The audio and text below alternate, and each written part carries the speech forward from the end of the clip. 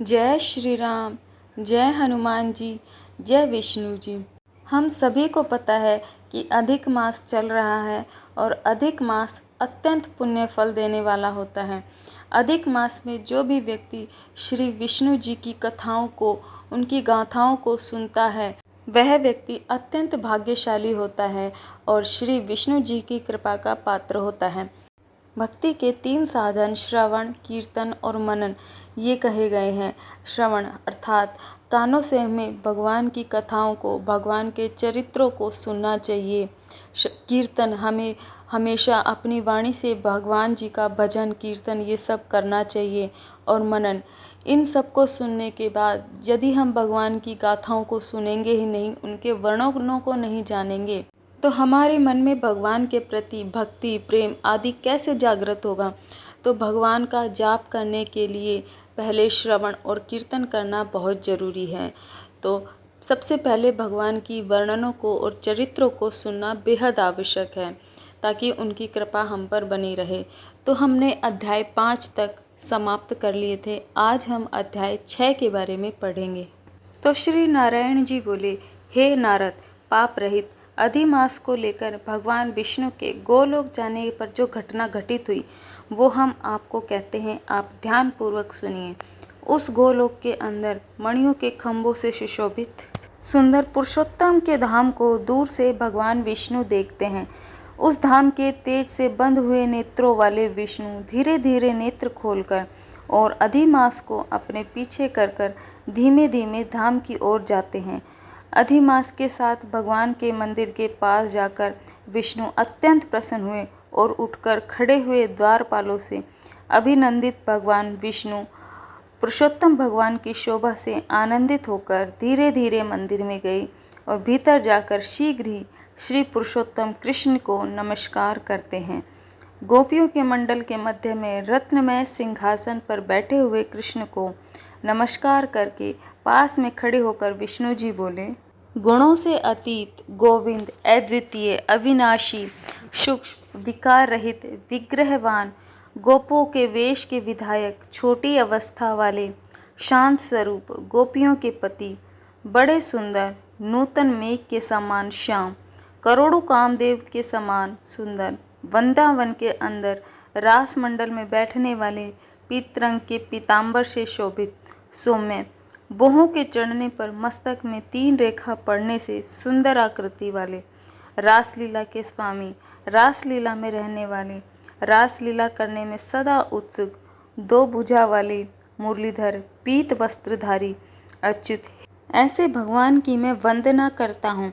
इस प्रकार स्तुति करके भगवान श्री कृष्ण को नमस्कार कर पार्षदों द्वारा सत्कृत विष्णु रत्न सिंहासन पर श्री कृष्ण जी की आज्ञा से बैठ गए।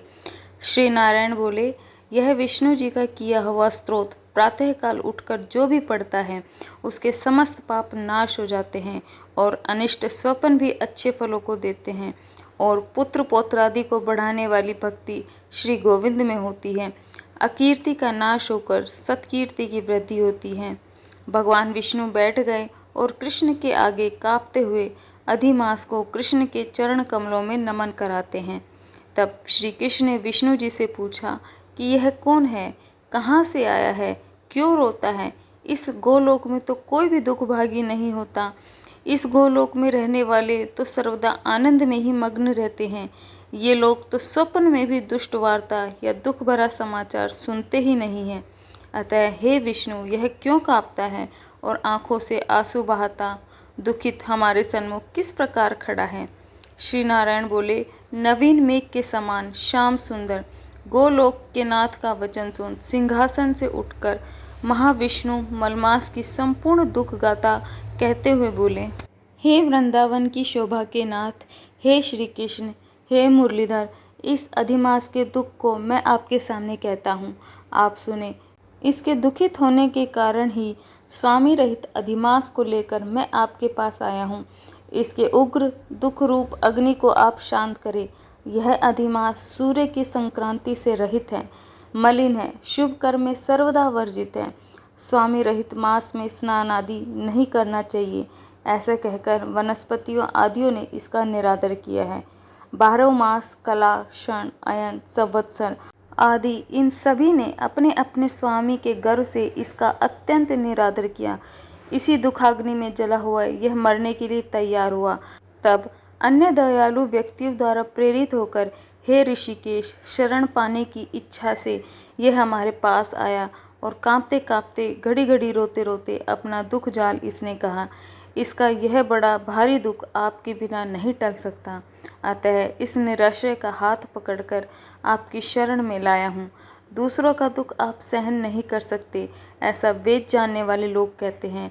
अतएव इस दुखित के ऊपर कृपा कीजिए, इसे सुख प्रदान कीजिए।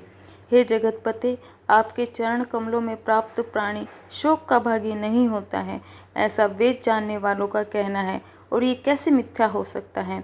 मेरे ऊपर कृपा करके भी आप इसका दुख दूर कीजिए, ये आपका कर्तव्य है, क्योंकि सब काम छोड़कर इसको मैं लेकर आपके पास आया हूँ और आप मेरा आना सफल कीजिए। इस प्रकार अधिक मास के सभी दुखों को भगवान कृष्ण से कहकर विष्णु जी कृष्ण के मुख कमल की ओर देखते हुए कृष्ण के पास ही हाथ जोड़कर खड़े रहे। ऋषि बोले, सूत जी, आप दाताओं में श्रेष्ठ हैं, आपकी दीर्घायु हो, जिससे हम लोग आपके मुख से भगवान की लीला के कथा रूप अमृत का पान करते हैं।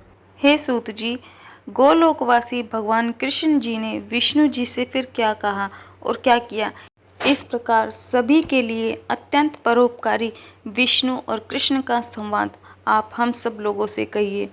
इस प्रकार ये अध्याय यहीं पर समाप्त होता है। इससे आगे की कथा में हम कृष्ण और विष्णु जी के संवाद के बारे में जानेंगे। तो आगे की कथाओं को सुनने के लिए आप हमारे चैनल से जुड़े रहिए। वीडियो अच्छी लगी तो वीडियो को लाइक करें और कमेंट में जय श्री राम, जय हनुमान जी और जय विष्णु जी जरूर लिखें। आप सभी का दिन शुभ और मंगलमय हो।